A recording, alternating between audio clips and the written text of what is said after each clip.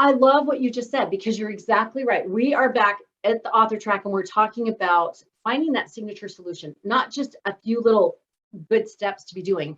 I was sharing with Ashley that when I submitted Faithful, Fit, and Fabulous to a publisher, that they're not looking for just sort of some feel good thoughts, unless it's a devotional journal kind of a thing. Now, that's not like the 11th commandment, but that was just my experience, right?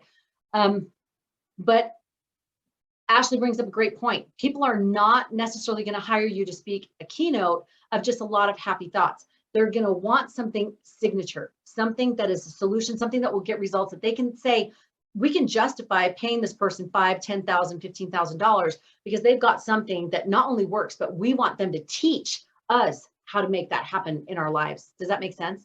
So it also depends on the kind of keynote that you want to do, or training, or whatever that you want to do with this eventually. If you're going to use this book in tandem, if you're going to use it in tandem with just like a coaching group, so you're going to take it through almost like this transformative process, or if it's more like a down and dirty keynote and you're going to do 3 things, you're going to show them how to do it. That's a really good thing to consider, is how you want this book to be used by the people who are going to be transformed by it. What does that look like? And that will help you also with your signature solution of how user-friendly you need to make it, and also how accessible, and how you break it up. Like if you do like 5 steps, or if you do like 8 weeks, or if you do, whatever the way you want to set it up. So are you feeling, Sally, like you're getting a little bit more of that signature solution, or do you feel like you're offering just, you've got like a few key steps. Do you feel like that's working for you for your signature solution? Do you feel like you're solid on that, and now you're just writing how to transform? Me? Yeah. They're not steps, because they're not linear, Mm-hmm. but they're keys that have to be all together before you can move forward. So that's right. Yours is more like elements, like those pieces, those key pieces. Yeah. So yeah, and that was my signature solution. I did have something that was missing, but I feel like I've got all the keys now and all the pieces. I just have to figure out how to start it so that I don't scare off the people that don't know that they're not in abusive situations.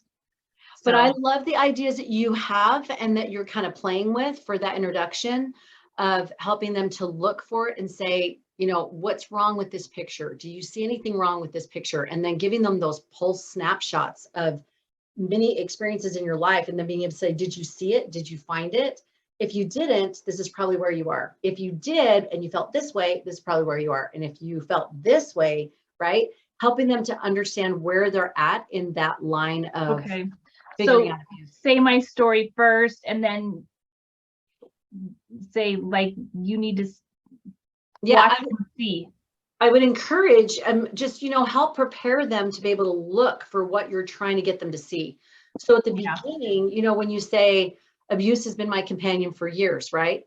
And you're able to say a stat of 79% of women in abusive situations don't even realize that that's what it is, right? But I don't know, you want to start right out of the gate on that, but you could say, you've come to this book for a reason. Something is wrong in your relationship and you're not sure what it is. I was there too. And it took me a bazillion years until I figured out I was actually in an abusive relationship. 79% of women don't even realize it. You might be in one, and I don't want you to get worried about that, but I want you to open up your mind and heart to see where you're at, because not only are you going to be able to help yourself, but help children or other people involved in the situation, if that's the case. Something like that. It doesn't have to be like that, but then you're going to preface it.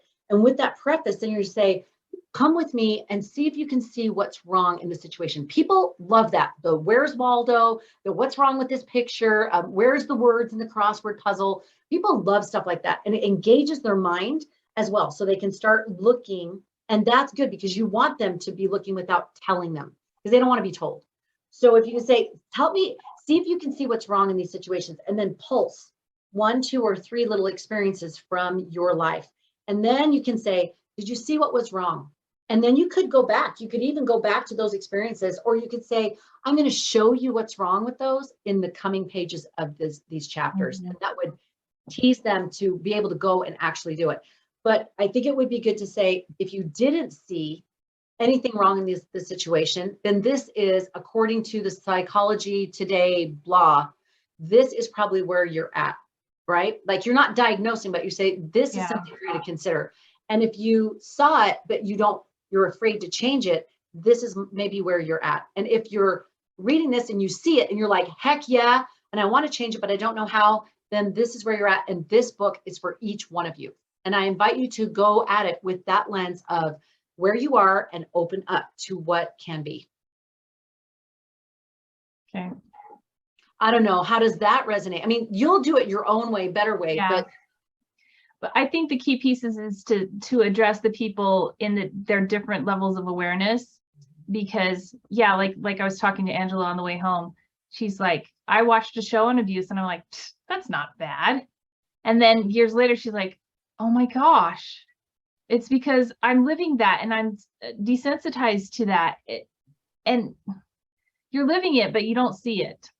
Yes. So there's so many different levels, but if I can at least key in on like 3 different awareness levels, then I can help them go, wait a second, you mean I might not be aware about it? Yes, And exactly. that's pivotal right there. That right there, and we've talked about that awareness, knowledge, that is the beginning of all change. So that's huge. I love it. Ashley, anything from you? Anything else about the writing? Not that I can think of. Any wins or learning? Anything else? Honestly, I just feel happy about where mine's at right now. Good. And I just feel happy about like I was really stressed about the order of the first part, because I feel like that's when someone can either set down a book and say, I'm not reading this again, or not. And sorry, my little girl's kind of having a. Oh, it's okay.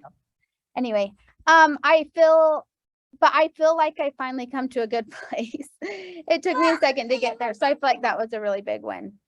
That's a huge win. Yeah. And we were just talking, Sally, about the importance of that first 3 chapters, because the first few pages are where people will read it and they'll decide if they want to continue or not. And I just give you a little thought here. There's a lot of great books out there and a lot of great writing. But what really draws people into a book is voice. It's connection. It's them feeling like you see them, you get them, and you got something that will help them. So if you can convey that in the first few pages, connect with them quickly and help them to understand, I've been there. And guess what? I'm here now. And I've been able to stay here and continue to stay there. When you can do that, then they're going to want to listen to what you have to say, and they will go through, they'll slog through, hey, sweetie, they'll slog through, 25 chapters or whatever, if they feel like there's a reason to stay in it. And if you can give them that genuine promise of, I'm going to take you on a journey, but it's going to be so worth it, you're going to be so glad you did it, then that's key. That's everything. Oh, no worries. No worries, Ashley. Carrie, we were just doing wins and learning and just seeing where people are with their stuff, with their writing. Do you have anything you want to share on wins and learning?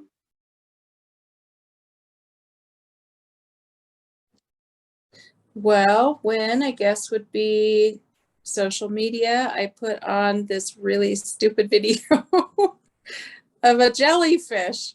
Saw it. It has like 17,000 hits. What It's the amazing. heck? Honestly, I was like, what? But you also chose that theme song from Maverick, which was awesome. And that was good. That was super smart. Yeah. Anyway, so there you go. One of those wins that you don't know what you're doing, and it worked out. So it was great. So. And I love it. Keep stumbling into those, right? You do know what you're doing and you have a good eye for these things. So keep going with it. And how long did it take you to do that? Less than 10 minutes, because I already had the video. I just had to put it to the music and, type in my caption. It was not a big deal. So great. 10 minutes, So, 17,000, like beauty, yeah. beauty, Yeah. a miracle right there. And I love that you're posting those miracles from your trip. I would encourage you in your posts. I haven't been as good to go and read through every post. Keep bringing them back to, are you recording them? Miracles are happening to you right now. Are you recording them? Are you utilizing them? Are you learning all the good bits and good stuff that's in them? I would encourage you not to just post about miracles, but keep leading them back to those questions of why they need to record it, why they need to do something more with miracles. Okay. Again, we're keeping people top of mind, right? Us top of mind, so that when they're like, oh, you know what? I just had a miracle happen today. You know, I should record that. Or who was that gal that keeps talking about that? Right? Right. And they'll think about it because it'll be top of mind. Okay. That's great. Love. That is a total win. Anything else? Well, I've been working on I was looking for my mouse, but the baby took that, so I will. I've been working on my copyright page. I've got, anyway, I have them all, like starting an acknowledgements page stuff too. I've got,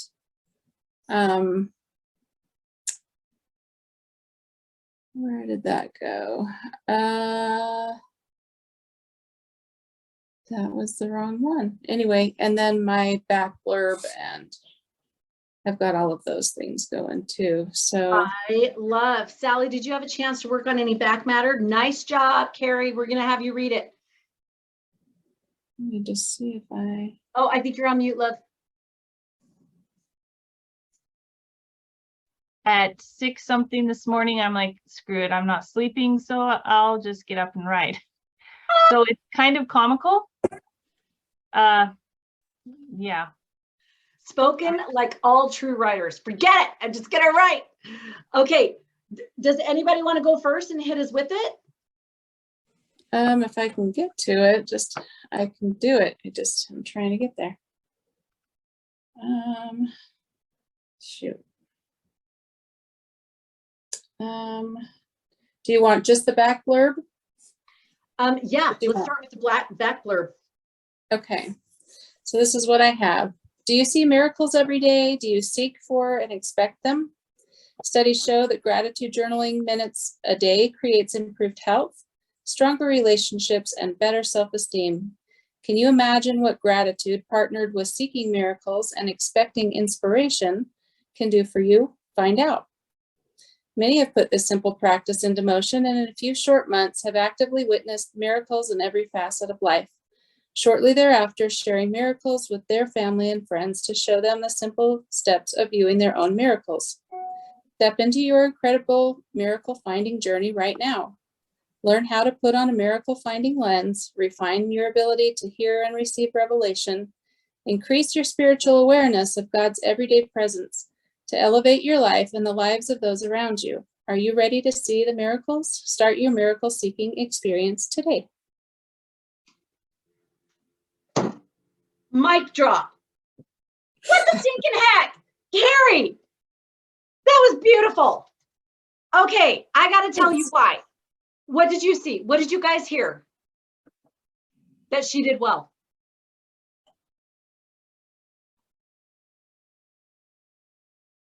Ashley might be with her nephew. Sally, is there anything that stuck out to you?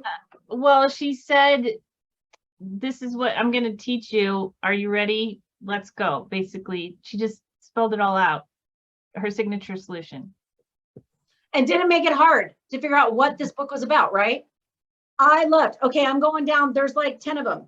She started with a good thought-provoking question, and she used the phrase from President Nelson, seek and expect miracles, right? And you could even put a quote around that because people know that that's President Nelson. If they know, right? You added in a stat right off the bat. You combined it with the combo. Can you imagine what a great starter? Can you imagine? That is a great starter question. Find out. That's the challenge. I love it. Credible. Many people have blah, blah, blah. And sharing with your family, bringing in the family element, find your miracle lens. When you start going into those, you probably have it bulleted, but I would encourage you to bullet, because by that time they're going to be like, they've read 2 or 3 paragraphs, little short ones. So by now they're going to want bullets. So you just, yeah, those 3 are all, they've got little asterisks next to there them. you go. Like, so perfect, because now someone's going to just skim, right? Like, what is it that it's going to do for me? What's it going to make happen? And then I wrote to the side, what miracle are you ready for? And then you, boom, you said, are you ready to see the miracle? I'm like, oh my goodness, girl, so good. Little tweaking to do, but so good. How does it feel? Good.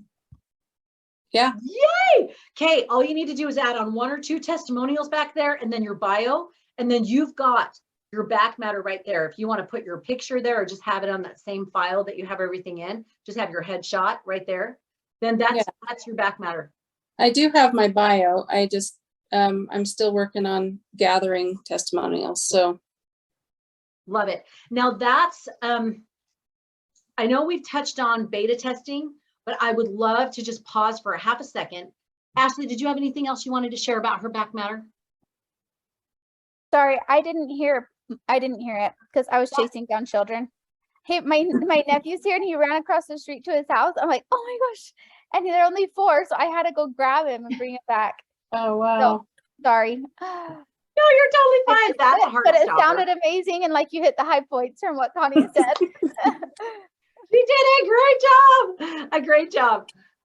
On the beta test, I just want to encourage you so much that this beta test, whatever track you're in, is so pivotal. What do you think is the reason why a beta test of whatever you're doing, a book, a keynote, or whatever, your product, a service, why is a beta test so important? Do you know what a beta test is? Okay, let's start there. A beta test says you've gotten things to about 70, 80 working percent, sometimes 60, maybe sometimes 40, but you've got it to a place that you're like, I know that they can get results. I know this recipe pretty much is going to work. And so then you say, I'm going to try it with people. So imagine we go back to the crumble analogy where we say, I got a really good recipe for a cookie and I bet I can do it bigger, like more. So I'm going to do it and I'm going to make it in cute packaging and I'm going to do this recipe and I'm going to share it with my friends and I'm going to share it with like 25 people and just get their feedback on, was it delicious? Was it convenient? Was it blah, blah, blah. And then they can send back things and say, wow, that cookie is so huge. Actually, I had a birthday party and I didn't want to buy a huge cookie and hop up my kids on all that sugar, 25, 9-year-olds, but I would love little cookies. So what do you think they would do? What they do now, they do catering size, right? Where it's just like the small cookie so that you're not having to order these big ones. And then maybe it would be like, well, I would like more than just 4 flavors. I'd love to have flavor of the day. And so what they do is they give you feedback on what works, what doesn't, and what they'd like to see you do differently. A beta test is so important. It's when we do our books, we have our beta readers. You'll hear that term a lot. And beta readers are the ones you're going to send out your 10 pages to, and then your first chapter to, and then maybe your first 3 chapters too, so that you know you are solid. When I was doing Faithful, Fit, and Fabulous, I had 2 people that I would send as my beta readers, and we were in a critique group that we would meet. And there was like 3 of us, 4 total, whatever. Anyway, I sent it out to them, and this one guy sent it back, and it was when, no, it was, are you ready for a life change? And in everything, I kept saying life at the beginning of all the words. So life change, life plan, life goals, right? So I was thinking it was like really nice and flowing. And the first chapter, he was like, yeah, the life thing's getting a little bit annoying. By the end of chapter 2, he's like, yeah, you got to cut this life thing. This is so obnoxious. Like he was so bugged by it. It was always like McDonald's and everything is McRib and whatever. Anyway, it was so annoying. So that's the feedback that you're going to get from beta tests so that you don't put all your time and money into putting a book out there or a keynote or a product or a service. And that's when you get the feedback. That's not when you want it. So beta tests are super important. You usually do a beta test when you have, like for a book, when it's a final rough and you want to be able to get it out there so you can now get credibility, testimonials, you can get stats. You know, I had 25 people in this study and 22 of them successfully completed this thing and saw results. When I was doing Faithful, Fit, and Fabulous, I asked my stake if I could do a free kind of trial thing in the stake and just see, because I felt like the stake women would be benefited by it. And I got approval for it. And the women, we were 3 months. That's all we were supposed to do. And they asked for another 3 months. And then they begged for a final 3 months. And I said, I can't do it. At the time, I just couldn't do it. And they were so sad. So I knew that it worked. And at the beginning of the beta test, when you want to run a beta test, you want to start with a starter survey. Well, first, obviously, you need to have your mission, your goal for that beta test, which is you need to see if your signature solution works. So it needs to be very clear what you want those beta people to do. I want you to read this book. I want you to do this one chapter each week, practice the one principle, send in your goal sheet. Whatever it is that you're asking them to do, it needs to have a very clear, specific set of instructions, hopefully simple. I did with my beta test with the stake, we set it up that we had one meeting a night at the church, and we invited 3 wards to come in as a beta test. We had about 100 women there, and I would teach for an hour, I think it was an hour and a half, and I would teach and then have them work through a little packet that I did based off of my book. So they didn't have a book, but they had this little packet, and I would do it each month. And then they would go through and do the assignments that I'd asked them to do. So I was very clear about what the instructions were. When you actually go to do your beta test, you want a beginning survey and an ending survey. Why do you want a beginning and ending survey? So you know whether you're meeting the needs or not, right? Bingo! And you've got stats. I could say 90-something% of the women who did this thing actually went from a 2 or a 3 or a 4 on life fulfillment and feeling good and happy and joy in life and what they were pursuing and purpose and all of that. And they went to 9s.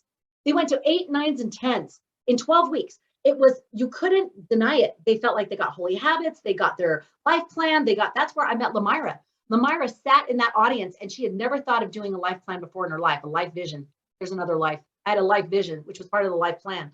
And she did the life vision, and it changed her whole trajectory. It changed everything. She's like, I didn't realize that I could actually envision my life and choose my life and create it. And the rest is history. So have that beginning and ending survey, even if it's a 5-day thing or it's an 8-week thing or whatever it is you want to do.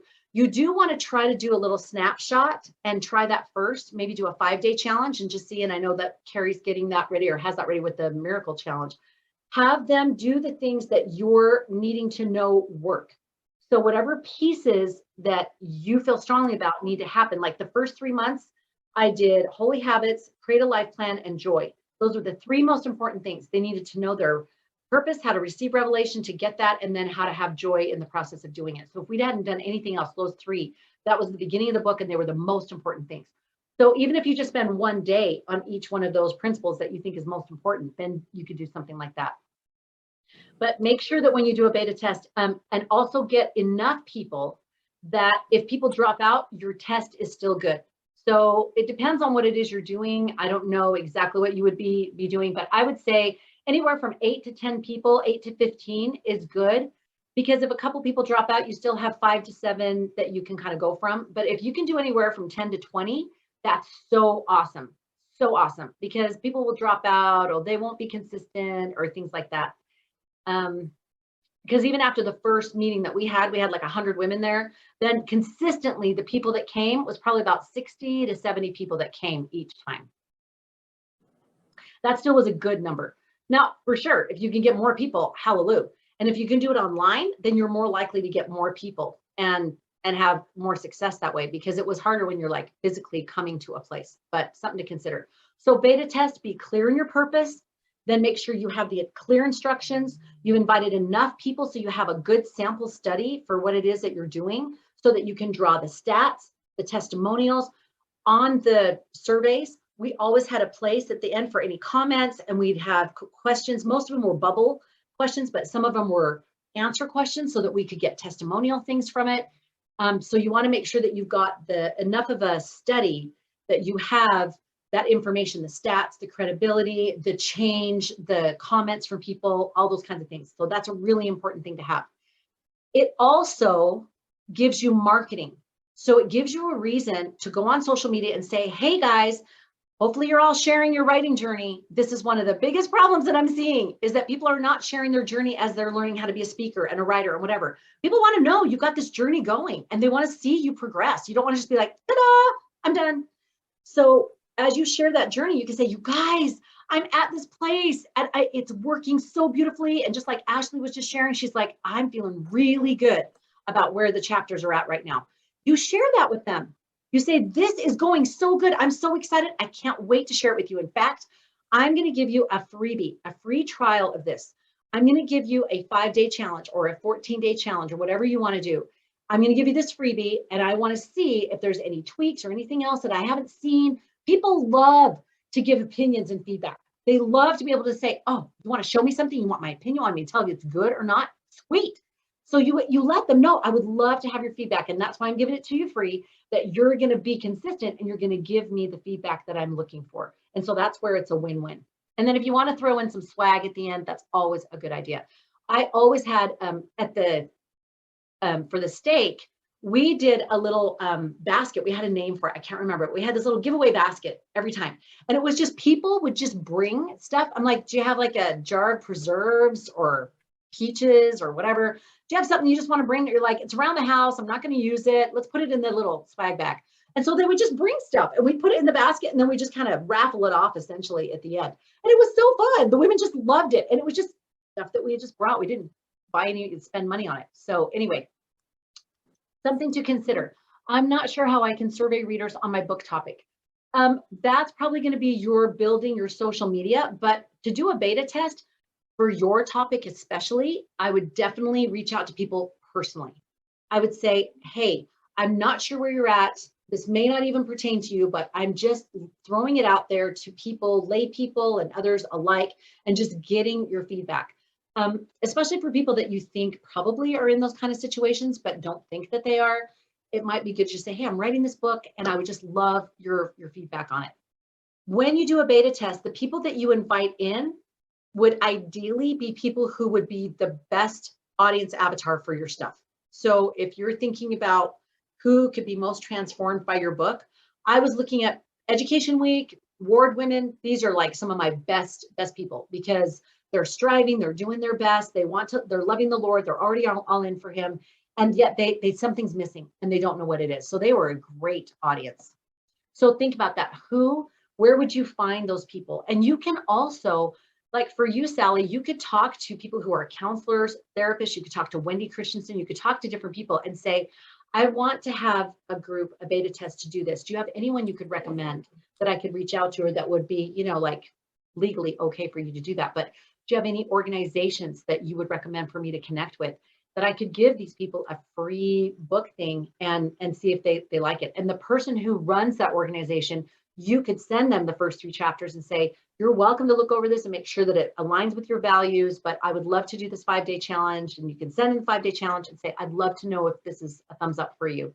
And then you could do that beta test from there so that they've already got the people. Again, high water source. Always be thinking high water source.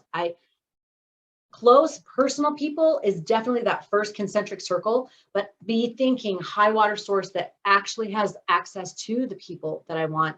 If I can talk to the person that's in charge or in authority and get them on board, then they can just feed you those people that you can do the beta test with. Does that make sense? And at the end of your beta test, well, all the way along, you want to make sure you establish a good communications pattern.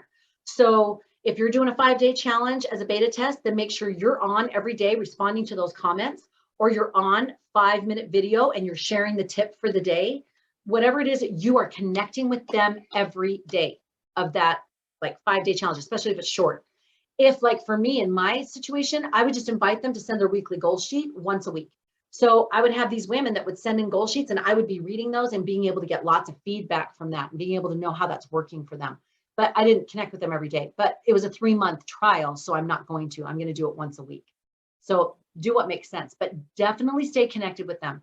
When we do our 5-day challenge, we have it recorded.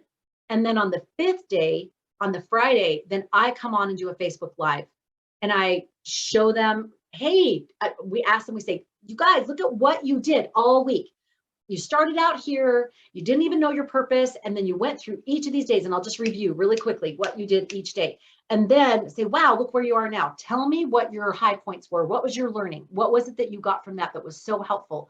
And then the women can share what was so helpful, what they loved about it, which is great because it's just helping them to feel good about the challenge they just did. And then you're hearing, what was it that actually changed them? What was it that was the most successful pieces of that? And then you can ask them their opinion. Is there anything that would have made it easier for you or more deep of an experience? Or is there anything that you would have liked to have known more about? And you can ask those kind of questions. They can give you feedback then too. And then of course, we always do swag at the end. We do books that I share, or we do a amount off the retreat or things like that. So that they really have invested. They've invested in us, so we are investing in them. So you want to show them that, hey, I really appreciate your time and who you are, because marketing companies spend a boatload on doing this very same thing.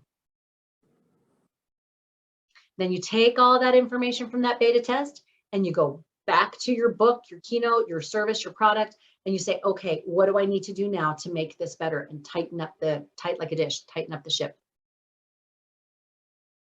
Any questions on a beta test? No, it's by no means like exhaustive, but it is something that the reason why I bring that up is Carrie is at a perfect place for a beta test. Before you publish a book, you should beta test it. You should make sure that it not only works. That was just what happened to NASA. Did you hear what happened just yesterday? Yeah, today's Tuesday, right? Yeah, sorry, they meshed together. They had delayed and delayed and delayed this launch for 10 years, I think it was. And then they were ready for the launch yesterday, and they had not gone through the checklist on this particular thing, and they had to scrub it. Billions and billions of dollars because they did not do the checklist. So beta test is just a do. It's just a must do, because you'll think it's going to be perfect, but not. Now, the great thing about a beta test that you can consider is it can also be when you start a program. You can charge while you're doing a beta test because you've gotten tons of experience. You're giving tons of knowledge. You're going to be maybe coaching them or doing things with them.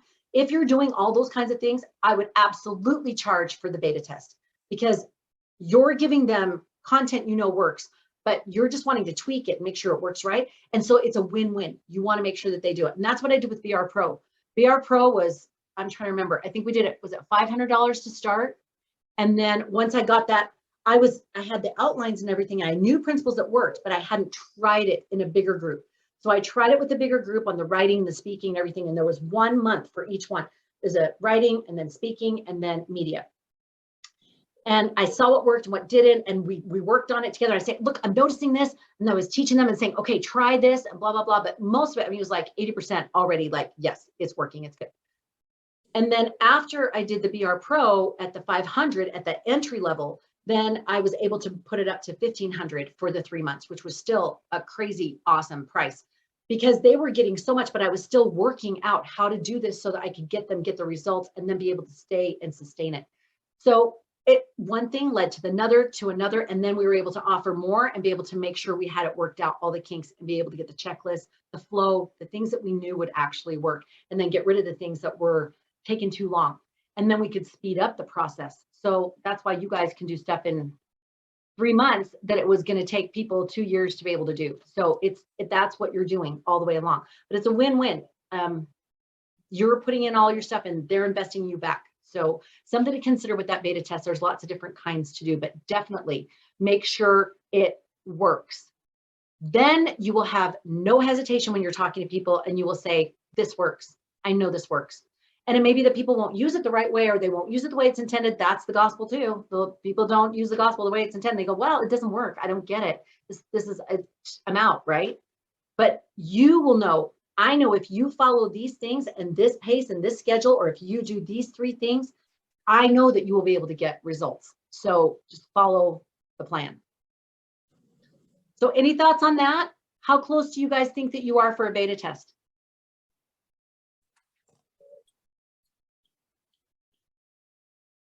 I've already done some beta readers, but the same. I had maybe 6 and no, I probably had 6 or 7, but I really only had about 4 that followed through with anything. So that is super true. And yeah, still trying to gather. I mean, I've got some great comments that people made on things, but I didn't have my survey and I probably should have had that to start. I wish that I'd had that to start and then another one to finish right after they finished with the book. And maybe I need to just reach out again and just say, hey, you know, can we start this a different way now that I've refined things? Have you look at it again and tell me what you think? That's beautiful. And you could do that or start with a fresh group. And I would encourage you to make sure you've hit all those markers. The things you're looking for in their comments are things like, this was amazing. This was life-changing. You know what? I didn't notice this before, and now I see it all the time. Or, you know what? I want to teach my kids this, or whatever. You want to look for those kind of comments. If you're not getting those kind of comments like, wow, this made me see differently, like I had no idea, things like that, then you may want to go back and say, what is it that may be missing here? Because in our day and age, and this is my opinion, this is just what I look all the time. Like I said, I'm at Disney and I'm looking all the time. There's systems, what's working for them, what isn't. I'm at Legoland, I'm doing the same thing. And it's not even like, it's just unconscious. I'm looking all the time. What works, what doesn't, why? And where do I see that in the gospel? How does that all weave together? What gospel principle is in action here? Because if it's working, there's a reason why. And if it's working for a sustainable period of time, like eternal principle, then you know it's a gospel principle, not just, okay, it's going for 20 years and it's going to crash. But if it's sustainable, I'm always looking for that. And people nowadays are not going to take time and money for things that just won't work. I mean, they do weight loss and things like that because they believe that it's going to work.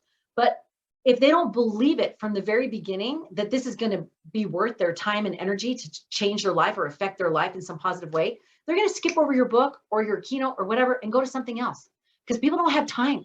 They don't have energy and money and ability to just try all the things. There's too many things.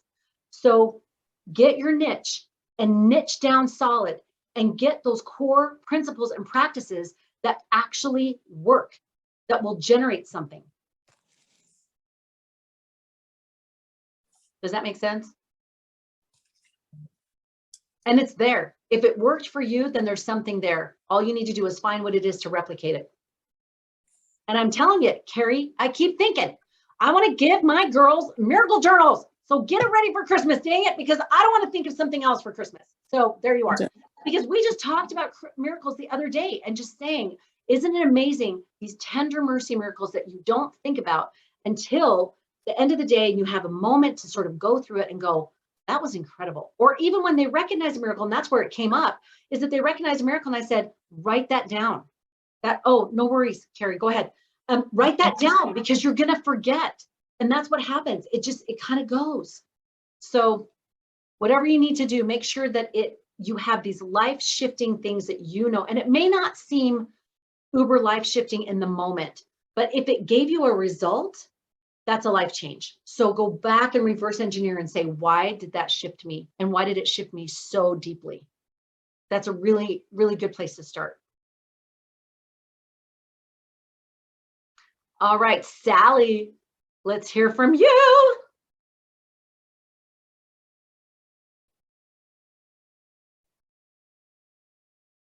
When you said rough, there's an Australian term, rough as guts. Yeah, that's what it is.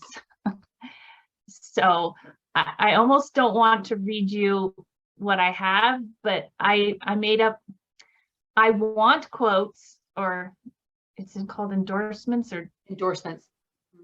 I want some from specific people, so I wrote them myself. So I want to read you those. That's vision. That's vision process. I love it. This is from Ryan Anderson. And it says, really great inspiring quote about my personal experience with abuse that has given me the knowledge to help others escape as well. And then I wrote his name down.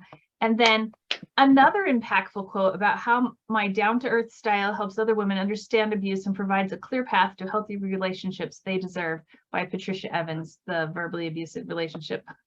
So I'm like, okay, that's what I want. So I'm writing it down. You're just reverse engineering. Okay, how can this book be able to be down-to-earth, authentic, and help these women? Yeah. And I have 3 little things, but I mean, it's just, I don't even know if it makes sense, because yeah. Well, go ahead. I'm not going to do like a big review on it. You just share it and enjoy the ability to share. Are you wondering if you might be in an abusive relationship? Do you know that most women in a toxic partnership don't realize they are? I grew up in an abusive home, married at a young age to a toxic man, and didn't have any concept that I was in unhealthy relationships. Because of my relationship with God, I was eventually able to break free. I will help you learn how you can too. I can give you the 5 keys to help you recognize abuse, heal from the trauma you have endured, and move forward with healthy boundaries so you can live the life you were meant to live. God loves his children and he wants us to be happy and free from the chains of abuse. Love. Sally, that was at 6 a.m. Yeah. What? Sleep deprived for 2 months? Nice. Sweetie, you've got questions in there. You've got the preparing for a stat. You've got all the goodies in there of God loves you. I found him. This was my signature solution. Once I got him and I paired it with this, I was able to get out of it, and you can too. You got the key pieces in there. So great job. And the made up, endorsements, which are awesome. I love it. That was my favorite part. Can I say one thing? Yes. One thing, Sally, that you said that has always stuck with me, I've never forgot it, that I always think was so beneficial is you said people would always say marriage is hard. And so I just thought marriage is hard. Like that resonated with me so much. I don't know why. I think so many people think, oh, this is just a grind. This is just what it is. But that was the abuse, Yeah. I don't know if that could fit in there somewhere on the back floor, but like, if you think your marriage is hard, but I don't know, something like I that. love. I don't know why that's always, I've never forgot that you said that. It made such an impact on me. Like, wow. I'm like, I wonder how many other people think marriage is just hard. This is just what it is. But it's But it actually doesn't have abuse. to You be. just don't know. Yeah. I have love never that. Write that Actually, down. Will you I say, never forgot it. and So I maybe just on the wanted to say back, that. you could say something like, do you feel like marriage is hard? But do you know it doesn't have to be that hard? Or there's different levels of hard. Like there's something about that, because I love that point where when people, like you said, when people say marriage is hard, like when you go into counseling or into a bishop and a narcissist is saying, I'm doing this and I'm trying. And the bishop goes, oh, well, he's trying and he's doing blah, but has no idea all the emotional abuse that's going on underneath that. You just get that little surface thing. It's just like, go home and be nice to each other. Put little notes in each other's bed, pillow and things like that. And you're like, okay, we are way beyond cute little notes, right? Like, so I think that's a really great point. And that's the one that you're really speaking to, is this perception of what is a healthy marriage. And I think that's a great thing to put on the back matter is, do you know what a healthy marriage or healthy hard is? Or I think do you know what too, that looks like? maybe it could even be the origin story. Like maybe you could even just say your story. Like, I always heard marriage was hard, so I thought this is all it ever was, type thing. And I wonder if someone would resonate with that. It struck me so much that I didn't even realize that was a thing until you said that. I'm like, wow, like that. I don't know. I just feel like I needed to tell you that because it struck me such a chord. So anyway, I love that. If you put that and say, I wonder if I just wondered know. if, yeah, I'm like, I wonder how many other people think marriage is just hard, but it's really abuse and they don't know. Yeah. And that's her whole thrust, And is that's her whole thing. helping women and uncover that and be able to be open to it, which she brought up a really good point of walking that line carefully, being able to open their mind up gently to the possibility so that they can start receiving the information to make a change, which I think is super important. Nice work, Sally. Nice work. You guys are amazing. Okay, before we just have a couple minutes, I've got to go pick up my little guy. Thank you so much for your patience. What's your writing goal for this next week? Mine is to go over chapter 3. Okay, and you mean edits, like go over as a line or I developmental still edit? actually need to finish editing chapter 2. Like I feel happy with where it's at. There's just like a minor tweaks I need to make. So minor tweaks in chapter 2 and then start editing chapter 3. Awesome. And Sally, what about you, love? I have no Survive. freaking idea. Survive the week. I mean, my plan for today was, no, I didn't do my goal. I'm sorry. And then since I was awake at 6, I'm like, I'll just give it a little D- try. And it was great. for 6 a.m. and you're chucking it out there like pasta on the wall. Come on, Sally, you have it in you. If you just start putting those fingers to the keyboard and think of it as therapy, not a thing to do, but just, oh, this is my downtime. I'm just going to type this out. So I'm thinking of this gal and I want to help her. So what would I say to her if she called and I was just saying to her right now, this is what I would type it out. This is what I would say to her. Just maybe find a lens to look through of this writing thing where it's not a chore, it's not a job, but this is your heart coming out on this page that has been building and been held for years. And now you have a channel that you can put that, bye, darling. You have a channel to be able to channel that through and have a place for it to go. So I don't know, maybe something like that. Well, I suck at journaling and I haven't done it for years because it was just depressing. So maybe I need to start journaling for like 15 minutes, 30 minutes before the next time. I love it. I think that's genius. And make it enjoyable. Like, I'm doing this for a positive. I'm not doing this because I've got to have some huge result. I'm just doing this to get this thought on paper. When I'm struggling and I'm like, I don't want to go type, I don't want to do a keynote, but I've got to. I always have to, the thing that helps me is I just go, I'm just going to brainstorm. I'm not going to write a keynote. I'm just going to brainstorm thoughts. That's all I'm going to do. And guess what ends up happening?